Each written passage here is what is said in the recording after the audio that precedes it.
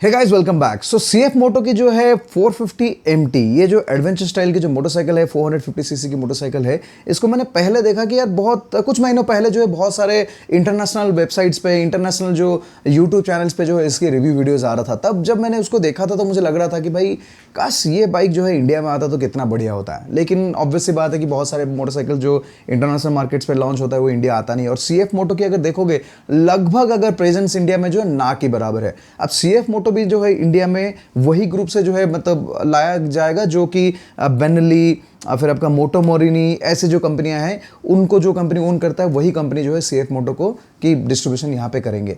अब उसमें क्या हो रहा है आप समझो कि बेनेली जो है काफ़ी सालों से जो इंडिया में है, लेकिन आज तक अगर देखोगे बहुत ज़्यादा कुछ अच्छा प्रेजेंस नहीं बना पाया। इनकी बहुत सिलेक्टिव मोटरसाइकिल्स है जो कि लोगों को बहुत अच्छा लगा था। जैसे सबसे पहले अगर आपको याद होगा 600i इनकी एक मोटरसाइकिल होता था जो कि काइंड ऑफ एक मतलब स्पोर्ट बाइक ही है, 600 सीसी से शुरू होता है बट बहुत हैवी था, लेकिन उसकी एग्जॉस्ट नोट बहुत अमेजिंग था। इनलाइन 4 था और तब की डेट पे अगर देखोगे ये बाइक जो है ना एग्जॉस्ट नोट और फील गुड फैक्टर के हिसाब से अगर देखोगे it feels like a very. चलो 600i के बाद एक 600 की GT भी आया था जो कि थोड़ा एडवेंचर स्टाइल में था। और देन आफ्टर दैट जो है बेनेली के जो 500 एक अभी रिसेंटली जो है 550, सब मोटरसाइकिल के साथ एक बड़ा सा डिसएडवांटेज हो जाता था कि देखो एग्जॉस्ट नोट और फीलिंग के मामले में तो ये अच्छा था, लेकिन इनकी पावर टू वेट रेशियो बहुत खराब होता था और ओवरऑल मोटरसाइकिल्स बहुत ज़्यादा हैवी होता था। TRK 502 जो मैं बोल रहा था 500 सीसी वाली मोटरसाइकिल, तो इन सब मोटरसाइकिल के हिसाब से अगर देखोगे TRK 502 जो मोटरसाइकिल था ये काफ़ी चला क्योंकि लुक्स में भी अच्छा था और वेट के मामले में because it was a twin cylinder motorcycle, it was not as heavy as the 4 cylinder motorcycles and it did really good. मतलब lot of people actually went for that bike and बहुत सारे जो लोग उस bike को लिए भी बहुत सारे लोग उसमें बहुत खुश भी थे। लेकिन हाँ, उस मोटरसाइकिल के साथ भी वही इशू था कि यार थोड़ा सा अनरिफाइंड आपको इंजन फील हो रहा था, but at the same time engine में जो परफॉर्मेंस है आपको बहुत ज़्यादा इंप्रेस नहीं कर रहा था। अब बेनेली इतने सारे मोटरसाइकिल बेचने के बाद भी जो है ना lack of service centre was a big deal. मतलब वो क्या है ना, बहुत सारे बड़े बड़े सिटीज में जो इनकी सर्विस सेंटर्स होता था लेकिन बहुत सारे जगह पे जो सर्विस होता ही नहीं था। तो ऐसा है कि यार वो बहुत ज्यादा नंबर्स में जो है इनकी मोटरसाइकिल्स बिका नहीं। और जैसे मैंने आपको बता रहा था कि यार सर्विस सेंटर्स की जो है नंबर सर्विस सेंटर्स बहुत कम होते थे और कुछ कुछ शोरूम्स बहुत जगह पे खुलते तो थे लेकिन कुछ दिनों के बाद जो है बंद हो जाता था। अब दोस्तों देखो मोटरसाइकिलिंग ऐसी चीज है जैसे खास करके मुझे भी बहुत सारे लोग जब भी पूछते हैं, अगर जैसे मोटो मरीनी फॉर एग्जाम्पल अगर कोई पूछते हैं तो मैं थोड़ा सा लोगों को बोलता हूँ कि अवॉइड करने के लिए। उसका रीजन ये कि ऑब्वियसली जो मोटरसाइकिल्स बहुत कम नंबर्स में बिकता है वो थोड़ा सा जो है रिस्क फैक्टर उसमें बढ़ जाता है कि कल के डेट पे आप अगर उसको सेल करना चाहोगे तो बहुत कम बायर्स आपको मिलेंगे। सो रीसेल के मामले में ये सब में जो है आपको थोड़ा सा जो डिफिकल्ट होता है। एट द सेम टाइम अगर देखोगे जैसे मोटो मोरिनी, मुझे बाइक बहुत पसंद आ रहा था बट आई विश दैट कि वो थोड़ी सी और अफोर्डेबल होता है। उसमें क्या होता है ना कि देखो एक तो जो है ब्रांड बहुत ज्यादा पॉपुलर नहीं है इंडिया में और उसमें अगर आप कॉम्पीट करने वाले हो जैसे वर्सेस ऐसे मोटरसाइकिल जो ऑलरेडी एस्टेब्लिश्ड है उनके साथ, तो थोड़ी सी डिफिकल्ट है। तो ये अब बात बनना था, लेकिन ये घूम फिर के ना वैसा सिचुएशन हो जाता था कि हैन इज फर्स्ट या एग इज फर्स्ट। क्योंकि देखो अब इनके जो ग्रुप ऑफ कंपनीज है इनके साथ ये लोचा हो रहा था, इनके पास कोई एक माइलस्टोन वाला प्रोडक्ट नहीं था जो कि एक मास स्केल में अच्छे नंबर्स में बिके, जिसकी वजह से इनके सर्विस सेंटर सस्टेन कर पाएगा। और अगर सर्विस सेंटर सस्टेन करेगा तभी जाके तो नया सर्विस सेंटर्स डेवलप होगा, नया नेटवर्क ऑफ जो ओवरऑल नेटवर्क है वो बढ़ेगा। तो इनके पास ऐसा कोई बोलते हैं ना कि एक हटके कोई प्रोडक्ट नहीं था जो कि मास मार्केट पे भी चल सकता है। लोग खरीदने के लिए थोड़ा सा एक लोगों को भी अच्छा फील आएगा कि भाई हाँ जो पैसों पे मैं चीज़ खरीद रहा हूँ एक अपने सेगमेंट में बेस्ट है। तो ये सीन बन रहा था। अब ये जो CF मोटो की जो मोटरसाइकिल आई है ना, ट्रस्ट मी दोस्तों, ये मुझे कहीं ना कहीं थोड़ा सा एक होप लग रहा है for this group of company, क्योंकि CF मोटो का ना बहुत सारी चीज़ें बहुत एडवांटेज है। एक तो अगर बाहर मार्केट पे आप देखोगे इनकी प्राइसिंग बहुत ज़्यादा एक्सपेंसिव नहीं है। सेकंड, ये ट्विन सिलेंडर के साथ आता है। थर्ड जो है इसकी सीट हाइट देखोगे तो 800 mm, I think low setting पे करीब 800 mm पे आ रहा है। And I think this is the only adventure motorcycle in India which has 800 mm seat height. तो ये बेसिकली क्या करता है ना, बहुत सारे लोगों को एक्सेस भी देता है। देखो जितने सारे मोटरसाइकिल्स हम लोग अभी तक देख रहे हैं इंडियन मार्केट में, सारे के सारे एडवेंचर मोटरसाइकिल जनरली 800, 20, 25, 30 के ऊपर हो रहा है। और इंडिया की जो नॉर्मल मतलब अगर आप देखोगे एवरेज हाइट 5.4 से लेके 5.6 के आसपास है। अब देखो 5.4 5.6 के हाइट के हिसाब से अगर देखोगे तो 820 mm बहुत ज़्यादा हाइट नहीं है, लेकिन फिर वो बात घूम फिर के कॉन्फिडेंस पे आ जाता है। तो लोगों को अगर ना दोनों पैर ठीक से टिकता नहीं है तो लोगों का वो साइकोलॉजिकल एक मेंटल ब्लॉक होता है कि भाई नहीं ये तो मोटरसाइकिल मेरे लिए नहीं है और जब कभी ट्रिकी सिचुएशन आएगा तो मुझे डिफिकल्ट हो सकता है। अब ये एक साइकोलॉजिकल इश्यू है। तो वहाँ पे अगर देखोगे 800 mm की जो सीट हाइट ना, ये बहुत ज़्यादा प्रॉब्लम जो है सॉल्व करने वाला है। टॉप ऑफ इट अगर देखोगे मोटरसाइकिल बहुत ज़्यादा हैवी नहीं है if you compare it to other products from Benelli या फिर मोटोमोरी उनके हिसाब से देखोगे, so it has also got an accessible weight as well as height. तो ये थोड़ा सा कहीं ना कहीं लोगों को मेंटली एक अच्छा फील गुड फैक्टर देगा। टॉप ऑफ इट ये ट्विन सिलेंडर है। आप जितने सारे एडवेंचर मोटरसाइकिल्स अगर ये सेगमेंट में देखोगे 5 लाख के अंदर तो आपको खाली सिंगल सिलेंडर मोटरसाइकिल ही मिलता है। आई थिंक रॉयल एनफील्ड एक ही मोटरसाइकिल कंपनी रहेगा जो कि शायद अगर हिमालयन का वो 650 या 700 मतलब कुछ भी एक सीसी का 750 जो भी लॉन्च करेंगे, I think they can be the only player in Indian market जो कि उसको 5 लाख के अंदर प्राइसिंग कर सकते हैं, क्योंकि रॉयल एनफील्ड का प्राइसिंग बहुत तगड़ा है। अरे रॉयल एनफील्ड नहीं, इवन देखोगे तो इंडियन ब्रांड्स की एज यूजुअल अगर देखोगे तो उनकी प्राइसिंग थोड़ा तगड़ा रहता है।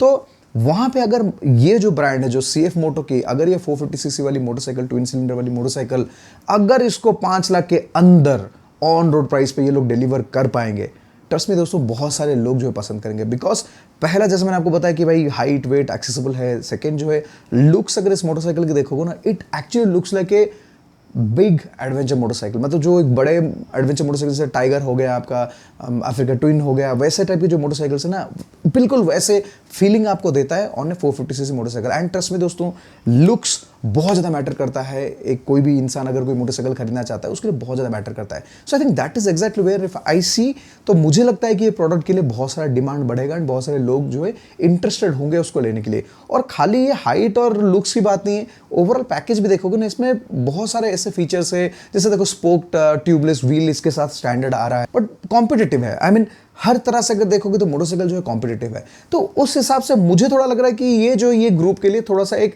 उम्मीद बन सकता है। अब दोस्तों बात ऐसा है कि ये ना एक दो साइड वाली कहानी है कि एक तो मैन्युफैक्चरर कोशिश करेगा कि आपको कैसे एक्सेसिबल दे। सी आई विश दैट कि इसकी प्राइस ऐसा ना कर दे कि भाई 5 लाख के ऊपर कर दिया और फिर लोगों को लगे आ रही है तो एक्सपेंसिव है। जैसे आप देखो अभी NX 500 के साथ हो रहा है। No doubt it's a good motorcycle, but then what is happening कि लोगों को लग रहा है वो ओवर प्राइस्ड है, इसकी वजह से वो एक्सेसिबल हो नहीं पा रहा है। सो वहां पे आई वुड स्ट्रांगली सजेस्ट या फिर मैं मतलब रिक्वेस्ट करूंगा CF मोटो की जो टीम है कि भाई थोड़ा एक्सेसिबल प्राइसिंग रखो, ताकि लोगों के दिल और दिमाग में जो ये मोटरसाइकिल एक अच्छा जगह बनाएगा। एंड उससे आई थिंक कि वॉल्यूम इंक्रीज होगा, और वॉल्यूम होने से ओवरऑल जो कंपनी है ना वो भी अपना सर्विस नेटवर्क्स एंड सब कुछ एक्सपैंड करके चला सकता है। अब देखो दोस्तों, मोटरसाइकिल तो हमने अभी तक चलाया नहीं तो इसके बारे में कोई ओपिनियन नहीं दे पाएंगे, लेकिन जितने सर हम इंटरनेशनल वीडियोस देख रहे हैं और जितना मैंने अपने दोस्तों के साथ भी बात किया जिन्होंने इसको चलाया है, everyone is totally impressed. So I think ये एक एडवेंचर मोटरसाइकिल में एक माइलस्टोन बन सकता है अगर लोगों ने इसको एक्सेप्ट करने लगे। मैं तो इनफैक्ट कहूँगा देखो, always learn to accept a good motorcycle. अगर आपको कोई मोटरसाइकिल अच्छा लग रहा है और एक अच्छी प्रोडक्ट है, अगर आप लोग सपोर्ट करोगे तभी जो है कंपनी ना आगे बढ़ सकता है एंड कंपनी सस्टेन होकर रह भी सकता है इंडियन मार्केट में। So I think good products has to be appreciated, that is the primary thing that I would like to share on this video. बाकी ऐसा है कि दोस्तों अभी जो बाइक जो है बहुत सिलेक्टेड लोगों को मिला है, मतलब मीडिया हाउसेस को, जैसे I think Autocar, power drift, दिनो भाई, अनुराग एंड बहुत लिमिटेड बाइक वाले, ऐसे बहुत लिमिटेड इसके लिए मिला है। तो this is not a official वो क्या बोलते हैं मीडिया राइड और समथिंग, अभी तक नहीं हुआ है। मोस्ट लाइकली शायद मई या जून या जुलाई के आसपास जो ऑफिशियल राइड होगा, जब कभी भी होगा हम थोड़ा सा टाइम लेके इसको जो रिव्यू करेंगे और आपके सामने वीडियोस लाएंगे। बट हाँ, आज के डेट पे अगर मुझे पूछते हो तो I feel this is an impressive motorcycle. हर तरह से मुझे अच्छा लग रहा है, तो पॉजिटिव ही हूँ। मतलब सो फार जो लुक्स के मामले में मैं बहुत पॉजिटिव हूँ। मोटरसाइकिल आने दीजिए, आने के बाद चलाएंगे और बताएंगे। अब देखो आप लोग अगर मुझे पूछोगे अभी मेरा नेक्स्ट बाइक कौन होगा, भाई सच बताता हूँ, दिल से बताता हूँ कि भाई अभी जो है ड्रीम बाइक जो एक ही है भाई, GS 1300 खरीदना है। बट ऐसी बात है कि आप लोगों को पता है कि मैं जो अपना राइडिंग बूट्स डेवलप कर रहा हूँ, ऑलमोस्ट 3 वर्जन्स ऑफ बूट्स जो आने वाला है। तो it's a very expensive project. मैं आपको अभी प्राइसिंग बता नहीं पाऊंगा, बट हाँ मे भी जब चीज़ें हाथ में आएगा तब मैं आपको बताऊंगा। कोर से डेवलप कर रहे हैं, स्टार्टिंग फ्रॉम द सोल हम लोग बहुत ज़्यादा यूनिकली बना रहे हैं। एंड आई एम श्योर कि जब ये प्रोडक्ट आपके पास आएगा ना, आप लोग बहुत खुश होने वाले हो। यू विल नेवर, मतलब आप कभी भी ऐसे प्रोडक्ट जो एक्सपीरियंस नहीं किए होंगे। बट हाँ, उसमें इतना पैसा खर्चा हो रहा है तो उसके वजह से थोड़ा सा ड्रीम्स जो है ना, मोटरसाइकिल ड्रीम्स को थोड़ा साइड में रखना पड़ता है। बट देन मैं कल भी पोस्ट किया था कि मैं ये मोटरसाइकिल लेने वाला हूँ, तो मतलब ड्रीम मोटरसाइकिल है। Then lot of people started asking कि बोलो आप तो हेवी मोटरसाइकिल नहीं लेते हो। देखो अब ना यार, मोटरसाइकिल के साथ ऐसा होगा कि भाई सब कुछ अलग अलग टाइप की मोटरसाइकिल्स जो है एंजॉय कर दिए। तो this can be one final motorcycle जो मुझे लगता है कि भाई खरीदने के लिस्ट पे जो ये एक फाइनल मोटरसाइकिल हो सकता है। बिकॉज लास्ट टाइम मैंने जब उड़ीसा में GS 1300 चलाया था, मुझे बहुत अच्छा लगा था। सो आई फील कि उसको लेनी चाहिए, but I think it will take some time. So let's सी।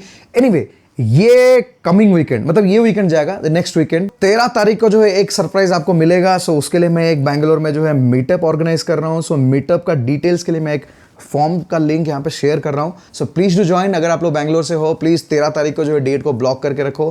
13 तारीख को हमारा मीटअप होगा, that is on a Sunday 10 AM को होगा, इंदिरा नगर एरिया में होगा। So I just share the form link.